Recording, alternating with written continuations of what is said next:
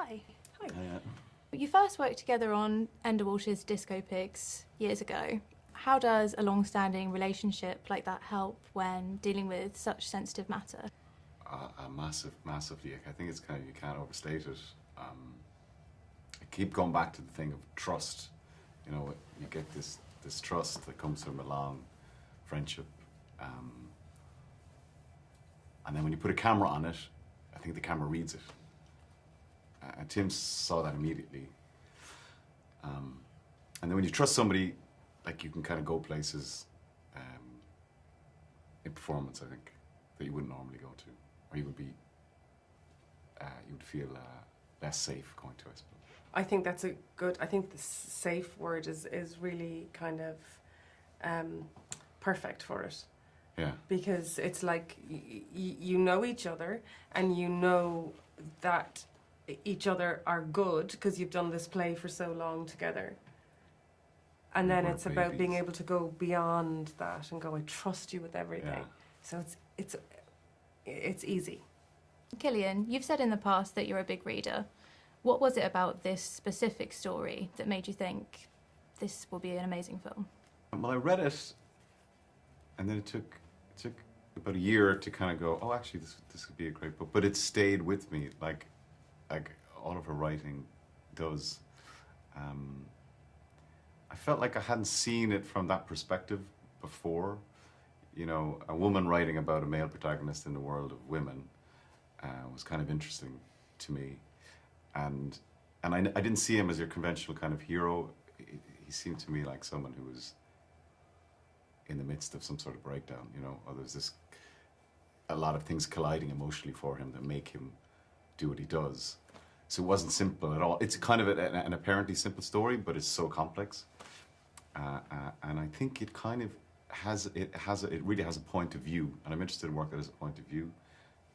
And you know, I would say I would submit that it's also, you know, a political film with a small p. Do you know what I mean? So it was all those reasons. Yeah, I think the depth of it is endless Yeah. the more you think about it. Yeah. When you're both working on an adaptation, how useful is it for you to refer back to the source material? Is that something that you keep going back to, or do you kind of take something from it and run with it?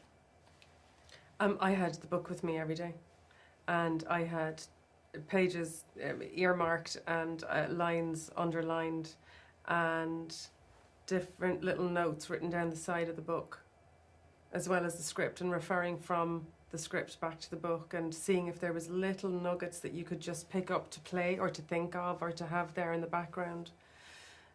So hugely important, because like any script, it's the answer's there. The answer's on paper. You just have to go back and reread it or find it. Yeah, same as that. Yeah, we all had our copies, or Yeah. battered copies of the book on set. Yeah. In the novel, Bill and Eileen choose Christmas gifts for all of their children. An album, a book, a globe, and a pair of jeans. And when you were growing up, which of those things would have been on your Christmas list? I got the worst Christmas present. I remember my parents got me like a filing cabinet. Wow. Yeah. That sounds bad, but I think it was. It was like I was going through a difficult phase. Put your life in order. I remember being desperate for a pair of 501s. Oh yeah, everyone. I mean, so that it like is perfect in the film,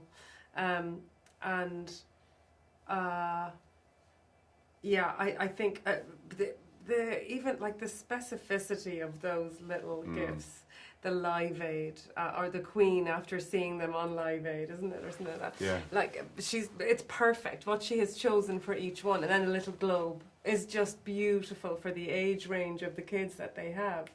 Yeah. Yeah. The 501s. 501s would have been massive. We always like to ask if there's anything you're reading now or anything you've read recently that you've loved. I loved Prophet Song. Oh yeah. I bought copies and copies and copies of that for friends and given them out, and I was like, it blew my mind. I loved it. Yeah, I love Booker, didn't it? Caledonian Road of late, Andrew O'Hagan. I loved that. That read like a Netflix series. Cool. Yeah. Idea. Watch this space. Yeah, no, in that, like, you know, each chapter was like, well, I've been reading a load of Simenon, you know, George Simenon, that French writer. Like, he banged out loads, but he wrote them so fast. He wrote a lot of crime books, but he also wrote non-crime fiction, and they're exquisite, like amazing books. And like, he would write a book in 2 weeks, and I just love that they're not taxing, but they're brilliantly executed. He's a bit of a master.